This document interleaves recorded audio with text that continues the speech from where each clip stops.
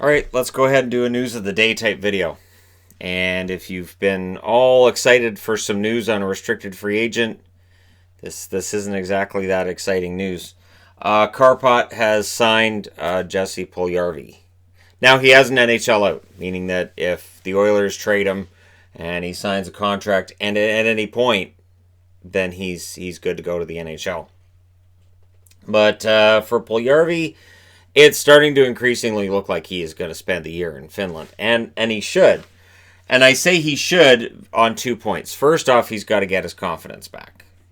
And secondly, for the Oilers, the reports that I've been reading from Edmonton media and through TSN, Sportsnet, have been along the lines of, hey, the interest just isn't there. Other NHL GMs are not offering up the kind of package that the Oilers would like for Puljujarvi. Because remember, if they trade Puljujarvi and they get back, like, say, a third-round draft pick and a B-level prospect, and then you see Puljujarvi go to another team and score 25 goals and get 55 points, people are going to come back on the Oilers and go, what the heck are you guys thinking? He just needed to, he's a better player than the one you traded, and you guys should have just given him this year. And yeah. I know he doesn't want to play with Edmonton, and that's basically a fait accompli, but you have to be really careful when you trade him, because if you don't get enough back and he makes you look bad, Ken Holland doesn't want that. He just arrived in Edmonton. He really doesn't want that. Andrew McDonald is on a professional tryout with the Calgary Flames. So we'll see if he makes it. It makes total sense that they would bring in McDonald with the injury to Valimaki. Of course, they bought out Michael Stone. You need depth on the blue line. You need a veteran guy. McDonald is one that will likely, if he signs, it'll probably be for a round league minimum. And so for Calgary, there's no real danger to this. Remember, professional tryouts, just exactly that. It doesn't mean they have a contract, just means they go to training camp and you see what they can do. And then you sit down and talk contract with them after. Or somebody else may. Scottie Upshaw gets tryout with the Dallas Stars. He didn't play at all last year. So it'll be interesting to see if he's able to keep up and maybe win himself a job. Dallas definitely could use another depth forward. I'm talking fourth line or just a 13th forward. There's no harm in bringing him in and seeing what he can do. If he can still be a regular in the NHL, no harm, no foul there. Ottawa's doing something smart again, and it's weird to say it, but I'm going to give them credit on this. They want to extend Shabbat. They want to extend Shabbat, and they want to talk to him now.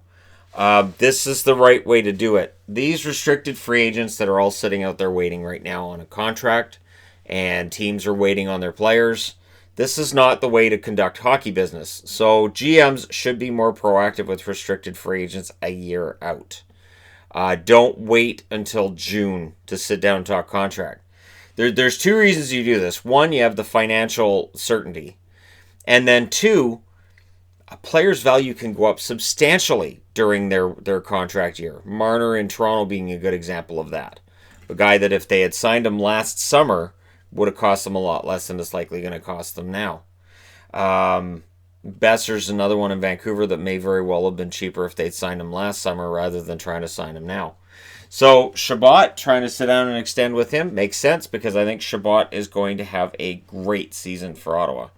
I think the points that he had this past year, that's nice. I think it's just an example of how good he can be, and I think his point totals are only going to go up from here.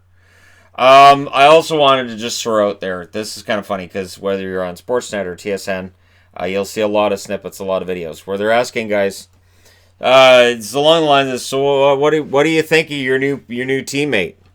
I like him. What do you think of your team this year? I like our team this year. Yeah? There's a lot of that. Now you'll get some good stories, and every now and then you'll see a good story on there. Whether it's something that happened in the locker room we didn't know about, or it's something funny that went on. You will see that. You'll see the mundane question might lead you somewhere, but in general, it's usually pretty mundane, and I know they're looking to make headlines. I know there's not a whole lot to report on. It's just weird to me because you'll see a whole bunch of them. Just, hey, what? And the other one that gets me too is players are being asked a lot about restricted free agents that are still holding out. So asking, like, for instance, Sean Monahan, what do you think of Matt Tkachuk holding out? What's he going to say? Is he going to say, hey, you're going to look at the camera and go, hey, Matt, stop being selfish. Just sign a deal. We got to get you in camp. No, they're going to support their teammate the same way they would expect their teammate to support them during contract negotiations. It's just so weird. I wonder, like, what answer they're looking for. Is there an answer they're looking for, or are they just saying, well, I'm here, I'm a reporter, I was sent here by my employer, I got to get something. So what do you think of Tkachuk? I like Tkachuk. Do you think he deserves some money? Yeah, he probably deserves some money. What do you think of your team? I love my team. They pay my paycheck. There you go. So it is that time of year, and it's the mundane questions seem to get more and more. Just kind of the kind of questions we could answer as fans, like, oh, I can give you his answer. And sometimes I think players would be like, yeah, go ahead and let the fans answer because I want to go do something else. Anyways, on to happier news. Nazem Kadri is going to wear 91 this year with the Avs. So maybe because he had a poor season with Toronto, he decided to change things, or more accurately, he says he likes wearing variations of 9. His favorite player growing up was Paul Kariya, so he's wore 9, 19, and now 91. There are some pretty darn good players in the NHL that wear 91, so maybe he's looking at that and going, hey, 91's a pretty good number. But I think it's probably just a matter of yeah, I like to wear 9, and yeah, I've got to forget about last year in Toronto and move forward. So I still think Kadri's going to have a beast of a year. I think 25-30 goals is reachable easily. I wouldn't rule out 60-plus points. I think Kadri's going to surprise some people who might have written him off based on this past year. He just didn't get a ton of ice time with the Toronto Maple Leafs. And in certain situations, like his overall ice time was very similar, but the certain situations, once you have Tavares and Matthews down the middle, it changes the role that you're putting Kadri in. So with an increased role in Colorado, I expect his numbers to go up. Oscar Lindbergh has signed in Switzerland. So a little bit of a surprise in that he had a half-decent year last year, points-wise. But he has decided to sign in Switzerland, and I really don't see a problem with that at all. If you're offered a two-way contract by a number of NHL teams, but you're not really guaranteed a spot, you might end up in the American League making maybe the same amount of money if it's a one-way deal, but you're riding the buses, or you can go to Europe, play a shorter season, and still make similar money. Europe to me makes a lot of sense. And then in response to this mundane question time, I like how Rasmus Dahlin has kind of turned it on its ear. He is guaranteed the playoffs for Buffalo, to which his teammates have said, oh yeah, we think that's a good idea. Anyways, at least Montour said that. I saw on Sportsnet that he had said that.